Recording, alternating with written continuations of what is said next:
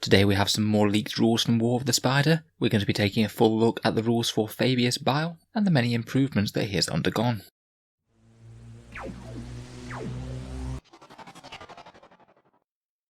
Hello and welcome back to Auspex Tactics, the strategy focused 40k channel, where we're all about getting the most out of our miniatures on the tabletop. So the rules for the War of the Spider are continuing to trickle in, the latest ones being some datasheets posted on Facebook, though sadly they're in slightly poor quality and also written in German. Despite that, between the people on the Facebook group, some translation I've done myself, and the rules previews from Warhammer community last week, I believe that we have a full set of rules for Fabius Bile. He's honestly looking even better than I was expecting him to be. It's looking like a pretty potent HQ choice for Chaos Space Marines. So without further ado, let's get into his stats, war gear and special abilities.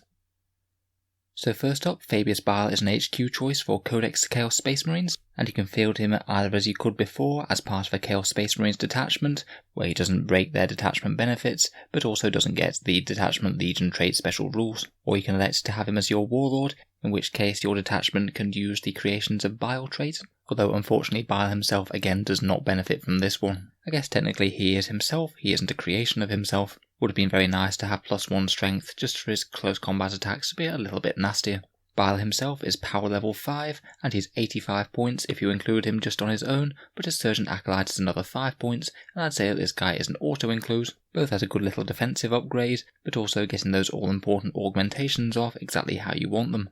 We'd already seen his stat line on Warhammer Community. He's got a 6-inch move, weapon skill 2+, ballistic skill 3+, strength and toughness 4, 5 wounds, 4 attacks, leadership 9 and a 3+ save. He doesn't have any invul save, but he does have a 5+ feel no pain type save as per the Chirurgeon, which is one of his special rules which we'll get onto in a bit. That Surgeon Acolyte can follow him around with another 6-inch move. He's only weapon skill and ballistic skill 5+, strength 3, toughness 4, 1 wound, 1 attack, leadership 6 and a 6+ save. He forms a unit with Bile, they're both characters, but he's ignored for the purposes of morale, so Bile's not going to be running away because of him. He doesn't really do much offensively, he's just got 1 strength user attack with AP -1 with his Surgeon's Instruments, but as we've already seen from Warhammer Community, he can amp up Bile's Enhanced Warriors ability, and also could potentially just act as a bullet sponge for Bile. Say if the unit gets shot by 1 las cannon shot or something, then he could just catch that on the Surgeon Acolyte and not have it hit Bile, which really isn't a bad little defensive upgrade at 5 points in itself. In terms of his war gear, he's both got ranged and melee weapons. One thing that Warhammer Community hadn't previewed was that his Zyklon Needler pistol has been massively amped up compared with previous. Before it was basically a pistol 3 weapon with 18-inch range, with AP 0 and damage 1, and it wounded anything but vehicles and Titanic on a 2+. Basically most of that stayed the same, it still wounds anything that's not vehicle and Titanic on a 2+, but now it's also required an AP of -2 and damage 2. So this is basically going to be a pretty decent weapon for chewing through things like Primaris Marines or other elite infantry. He also does have frag and crack grenades if you really want them, but unless he's targeting something really weird like a toughness 5 vehicle, then the Zyklon Needler pistol is basically better versus anything than any of these grenade options, so basically I just always shoot with that. In melee, he has his Rod of Torment and the Chirurgeon. With Hateful Assault, the Rod of Torment will have him hitting 5 times, with Strength +1, AP -1 and damage D3, although it's a bit weaker against vehicles, only having damage 1. And then he gets an extra 3 attacks on top of that with the Chirurgeon, and they hit at Strength 4, AP -2, damage 1. Generally with a decent amount of attacks, Bile's just going to be a credible threat to any infantry, whether they're hordes of light infantry or more heavily armoured Primaris. The way that the rules are written, you can make all of his attacks with the Chirurgeon if you want to, and it is actually going to be the better choice against some targets, such as Guardsmen or Sisters of Battle. I don't think that you typically want to buy him in for his fighty stat line, but it's not bad to have one, if some enemy infantry get close, so he's more than just a little incidental character that the enemy doesn't have to worry about when they close with you. It is of course his special rules that are the biggest draw to him. He does have Death to the False Emperor as per standard for those exploding hits on 6s, but his standout ability is the Enhanced Warriors trait. It's actually undergone some serious changes compared with what it was before, and now for the most part it's a far better rule. It still happens at the end of your movement phase, so it means that you can optionally position your units for what you want to enhance, and it's still very much applicable to any Heretic Astartes infantry, though not characters, which means that it isn't just locked to his Creations of Bile. He could enhance anything from World Eaters Corn Berserkers, to Word Bearers Possessed, to Iron Warriors Obliterators should he want to. The one way that this rule has got slightly weaker is that the unit must be wholly within 6 inches of him, so every model in the units must have their base at least partially within 6 inches. This does mean that you can't be quite as spread out as you could before. For example, you might be able to chain out a unit of Possessed and have them daisy chain back to him to be within buffing range, so you could then soup them up and send them on their way. Now this does make that tactic a lot less viable, as it happens at the end of your movement phase. You're either going to have Bile moving forward with his creations, or you're going to have to hang around to turn in your own deployment zone while he gets to work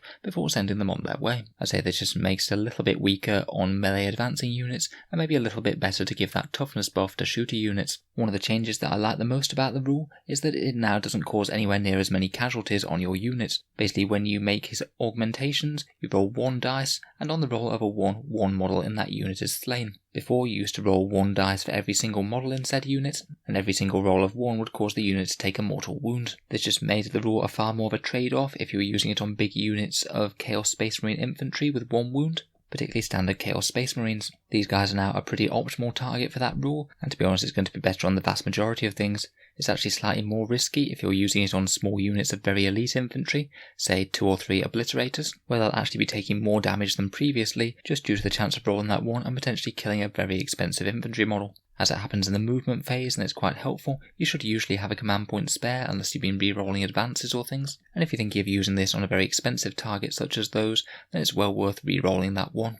Following that, you roll a d3 and apply one of the stat line buffs. As you can see here, we had already seen these. You either get +1 strength, +1 toughness, or +1 attacks. The way that the old rule worked, it meant that it was very much more incentivizing you to push it on units that are going to be getting into melee, as 2 of those buffs only help units in melee, where the toughness is both defense in melee and against range. However, now he's acquired this Surgeon Acolyte with another pair of hands, he allows you to +or -1 from the roll, which basically gives you a 2/3 chance of either getting the strength or attacks if you wanted them, but you're absolutely guaranteed to get the toughness if you want it. This just makes it a far more solid strategy, particularly for units in your own drop zone.